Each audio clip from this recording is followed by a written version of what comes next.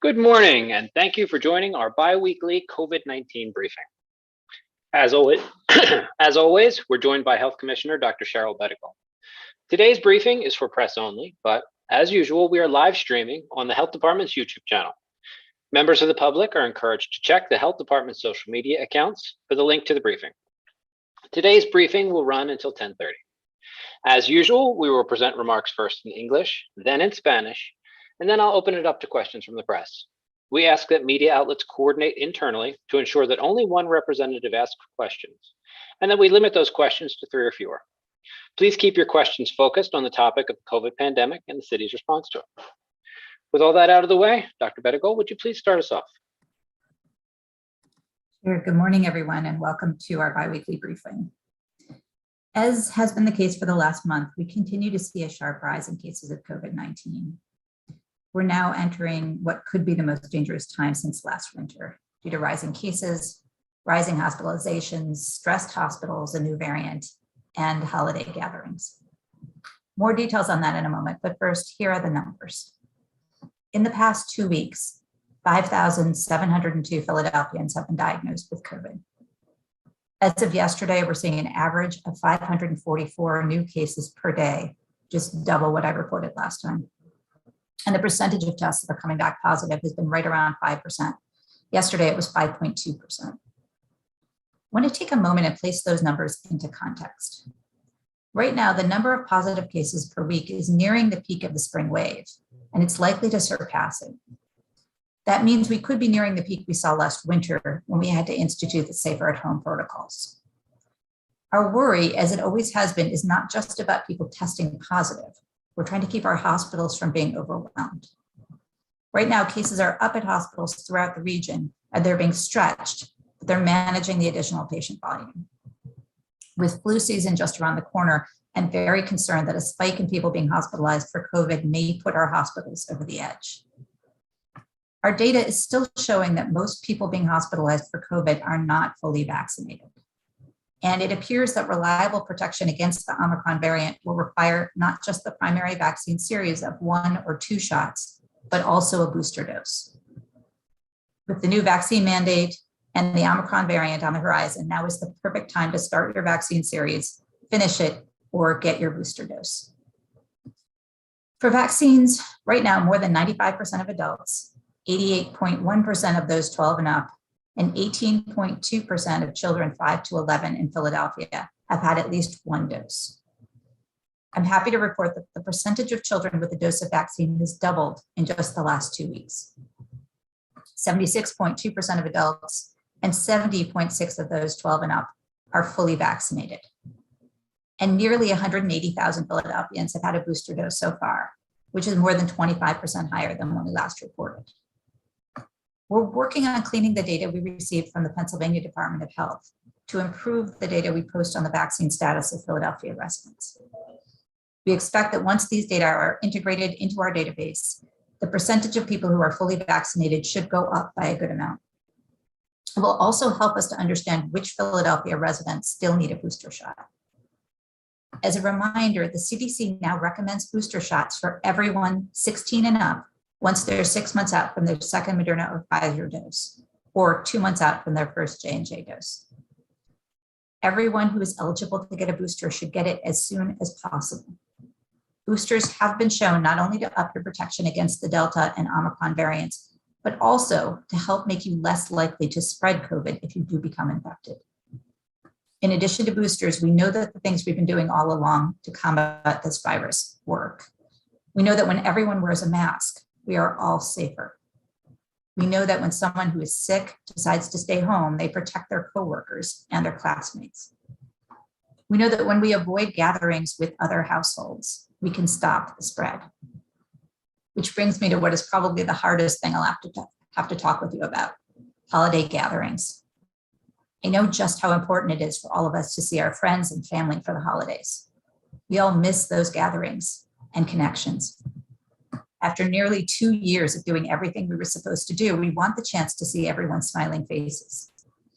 It's hard and it feels impossible and it feels unfair. But I know, and our contact tracing tells us that these gatherings, when we get together with friends and family, are when we infect each other with COVID. We saw it with Thanksgiving.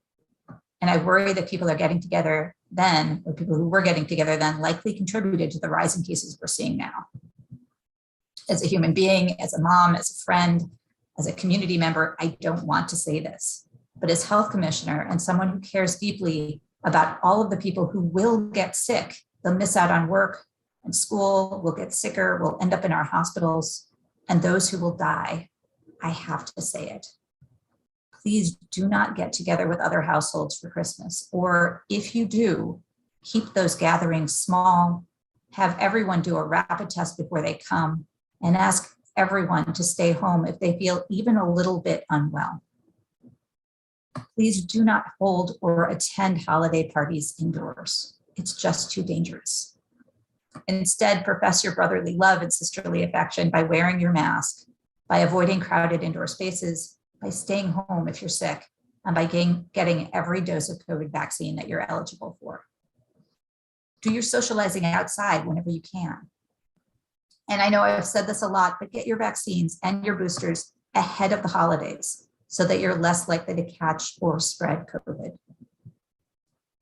Lastly, I want to acknowledge that we have now been vaccinating Philadelphians against COVID for a full year. Today is the anniversary of the first doses of COVID vaccine received in Philadelphia.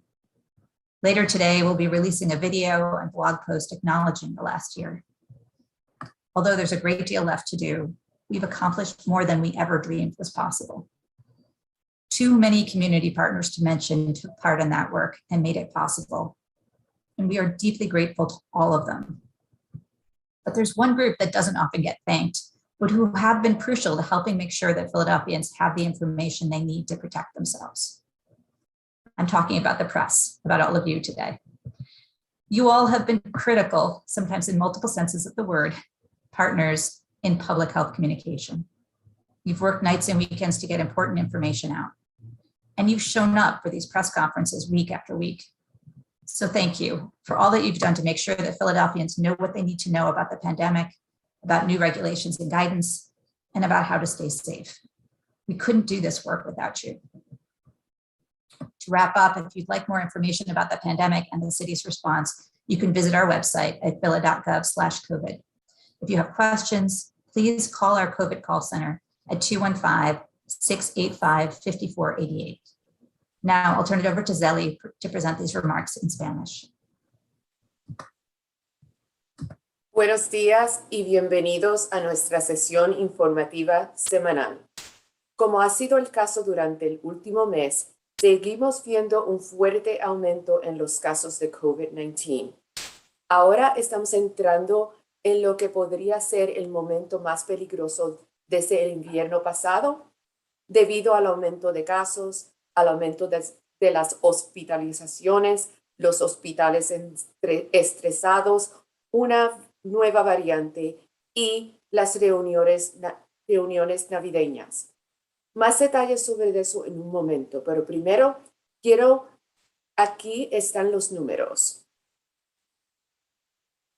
En las últimas 2 semanas, 5,702 residentes de Filadelfia fueron diagnosticados con COVID. Hasta ayer estamos viendo un aumento de 544 nuevos casos por día, que es el doble de lo que informé la última vez. Y el porcentaje de pruebas que están dando positiva ha estado en torno de 5%. Ayer los resultados fueron 5.2%. Quiero tomar un momento y poner esos números en contexto. En este momento, el número de casos positivos por semana se ha estado acercando al pico de la ola de primavera y es probable que la supere. Eso significa que podríamos estar acercándonos al pico que vimos el invierno pasado cuando tuvimos que instituir los protocolos Safer at Home. Nuestra preocupación, como siempre ha sido, no es solo que las personas tengan un resultado positivo, estamos tratando de evitar que nuestros hospitales se vean abrumados. En este momento, los casos están aumentando en los hospitales de toda la región y se están extendiendo, pero manejando el volumen adicional de pacientes. Con la temporada de gripe a la vuelta de la esquina, me preocupa mucho que un aumento en las personas hospitalizadas por COVID pueda poner a nuestros hospitales al límite. Nuestros datos siguen mostrando que la mayoría de las personas hospitalizadas por COVID no están completamente vacunadas y parece que una protección confiable contra la variante Omicron requerirá no solo la serie de vacunas primeras de 1 o 2 inyecciones, sino también una dosis de refuerzo. Con el nuevo mandato de la vacuna y la variante de Omicron en el horizonte, ahora es el momento perfecto para comenzar su serie de vacunas, terminarla y obtener su dosis de refuerzo. Para las vacunas, en este momento, más del 95% de los adultos, el 88.1% de los mayores de 12 años y el 18.2% de los niños de 5 a 11 años en Filadelfia han recibido al menos una dosis. Me complace informar que el porcentaje de niños con una dosis de vacuna se ha duplicado en las últimas 2 semanas. El 76.2% de los adultos y el 70.6% de los mayores de 12 años están completamente vacunados. Y casi 180,000 habitantes de Filadelfia han recibido una dosis de refuerzo hasta ahora, que es más de 25% más alto que cuando informamos por última vez. Estamos trabajando en la limpieza de los datos que recibimos del Departamento de Salud de Pensilvania para mejorar los datos que publicamos sobre el estado de la vacuna de los residentes de Filadelfia. Esperamos que una vez que estos datos se integren en nuestra base de datos, el porcentaje de personas que están completamente vacunadas aumente en una buena cantidad. También nos ayudará a entender qué residentes de Filadelfia todavía necesitan una vacuna de refuerzo. Como recordatorio, la CDC ahora comienza las vacunas de refuerzo para todas las personas de 16 años en adelante, una vez que estén a 6 meses de su segunda dosis de Moderna o Pfizer o 2 meses de su primera dosis de Johnson & Johnson. Todos los que son elegibles para recibir un refuerzo deben recibirlo lo antes posible. Si has demostrado que los refuerzos no solo aumentan, además de los refuerzos, sabemos que las cosas que hemos estado haciendo todo el tiempo para combatir este virus funcionan. Sabemos que cuando todos usan una máscara, todos estamos más seguros. Sabemos que cuando alguien que está enfermo decide quedarse en casa, protege a sus compañeros de trabajo y compañeros de clase. Sabemos que cuando evitamos las reuniones con otros hogares, podemos detener la propagación. Lo que me lleva a lo que probablemente sea lo más difícil de lo que tendré que hablar contigo hoy, las reuniones navideñas. Sé lo importante que es para todos nosotros ver a nuestros amigos y familiares para las fiestas. Todos extrañamos esas reuniones y conexiones. Después de casi 2 años de hacer todo lo que se suponía que debíamos hacer, queremos la oportunidad de ver las caras sonrientes de todos. Es difícil y se siente imposible y se siente injusto, pero sé, y nuestro rastreo de contactos nos dice que estas reuniones, cuando nos reunimos con amigos y familiares, son cuando nos infectamos unos a otros con COVID. Lo vimos con el Día de Acción de Gracia y me preocupa que las personas que se reunieron entonces probablemente contribuyeron al aumento de casos que estamos viendo ahora.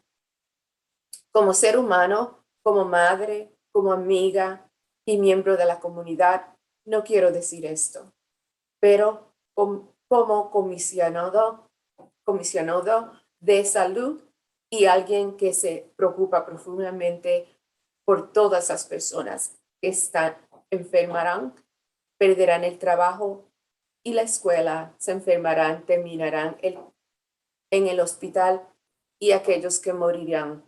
Tengo que hacerlo. Por favor, no se reúna con otros hogares para Navidad o si lo hace, mantenga esas reuniones pequeñas. Haga que todos hagan una prueba rápida antes de venir y pida a todos que se queden en casa si se sienten un poco mal. Por favor, no celebre ni asista a fiestas navideñas en interiores. Es demasiado peligroso.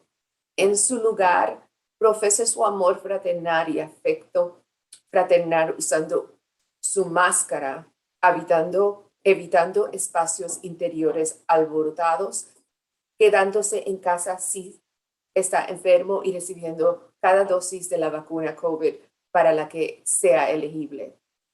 Haz tu socialización afuera siempre que puedas.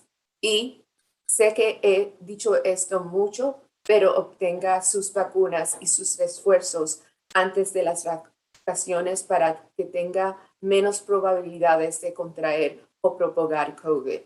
Por último, quiero reconocer que ahora hemos estado vacunando a los habitantes de Filadelfia contra COVID durante un año completo.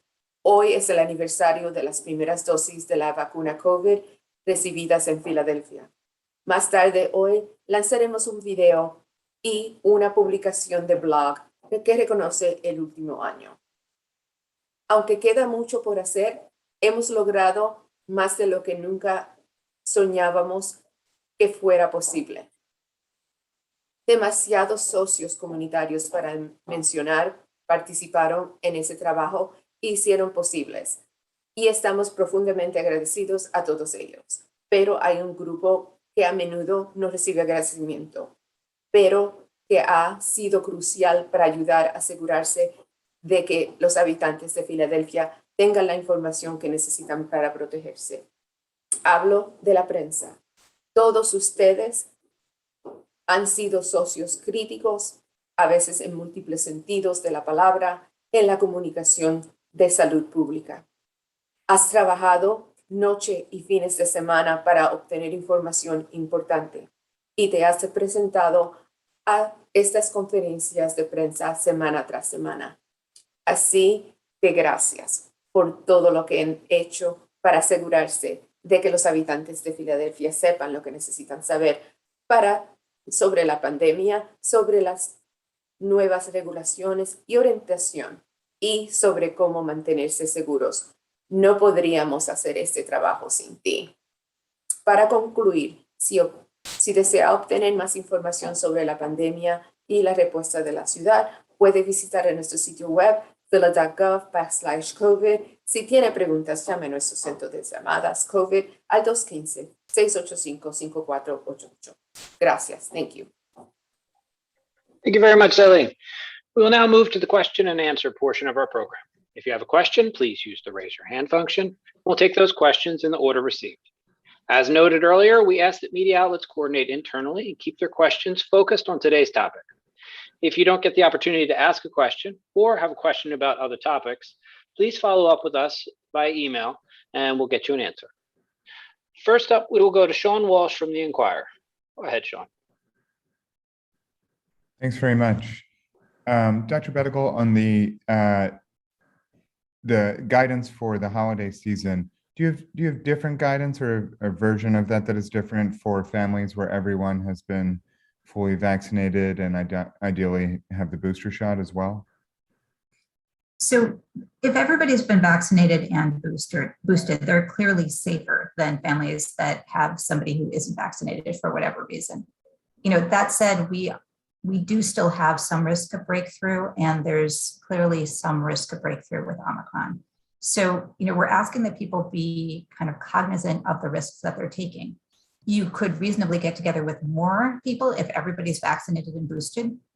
I'd still think about doing a rapid test if somebody either who's coming to the event or someone you're going to be around after the event is at high risk. You know, if you have a grandmother or somebody who's on cancer treatment, or a newborn baby or a pregnant woman will either be coming or you know you're going to go visit them afterwards, you know, think about doing those rapids beforehand just to decrease your risk even further. Thanks.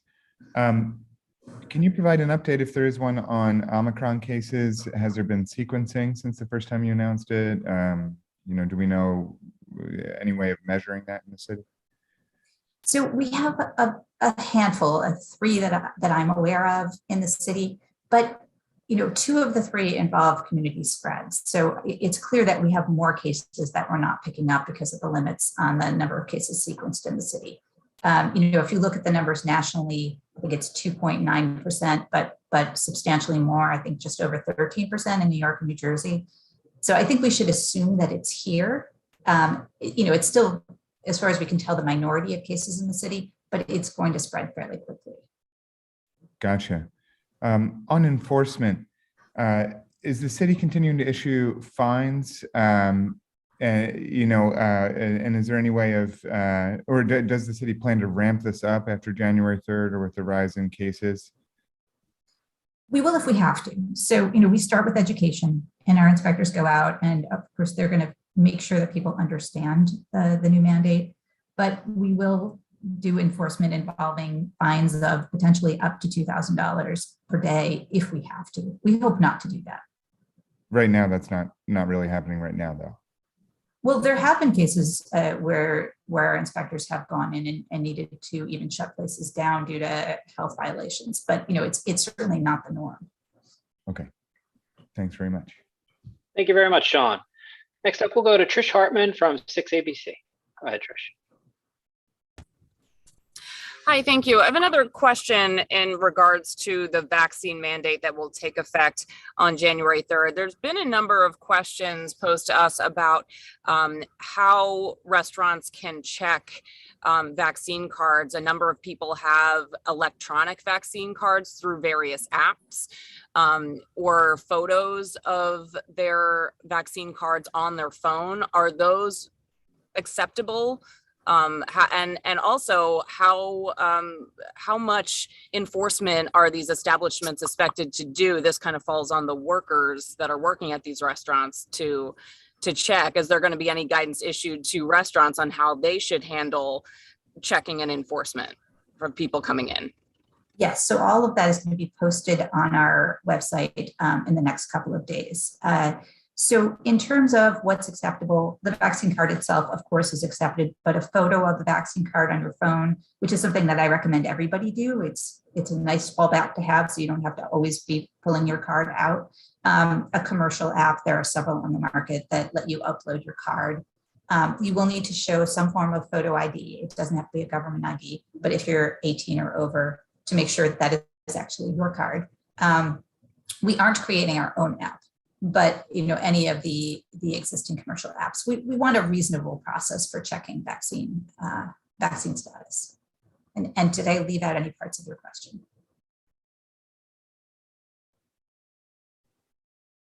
Anything else, Trish? Sorry, no, that's it. Thank you very much. Next up, we're going to go to Dan Stam from Channel 10. Go ahead, Dan.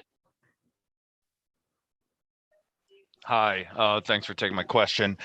So does the vaccine mandate at Wells Fargo Center also apply to players?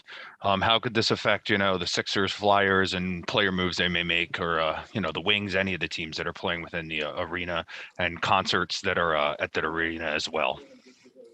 Professional sports players, professional performers, we have separate, very strict protocols. Typically, they have to get tested the day of, but they aren't included in this vaccine mandate. What about staff of the team, you know, coaches, things like that, or, you know, roadies for the concert, whatever it might be? So if staff are going to be in the area where food is being served or drink is being served, then they would be included. They'd have to get tested weekly if they have an exemption. Staff who would be in the back areas would be separate. You know, it's somebody who supports the team. Thank you. Excellent. Thank you very much, Dan. Next up, we're going to go to Pat Loeb from KYW. Go ahead, Pat. Thanks. Dr. Bedigal, can you explain why, with such high vaccine distribution, the cases are still rising as high and as fast as they were last winter before there was a vaccine? Yeah, so we have a much more transmissible variant, and I think we're all sort of used to Delta now. But when Delta came in, one of the things we saw was much more transmissible than Alpha and than the original variant or the original form of COVID. Omicron, of course, is even more transmissible than Delta. In Philadelphia, we do have very high vaccination rates, but with 76% of adults fully vaccinated, probably a little bit higher than that really once we get the state data integrated. But even if it's 80%, that means 20% of adults in Philadelphia, 20% of just over 1.2 million adults are unvaccinated. So 220,000 people are not fully vaccinated yet, and that's enough to really spread disease.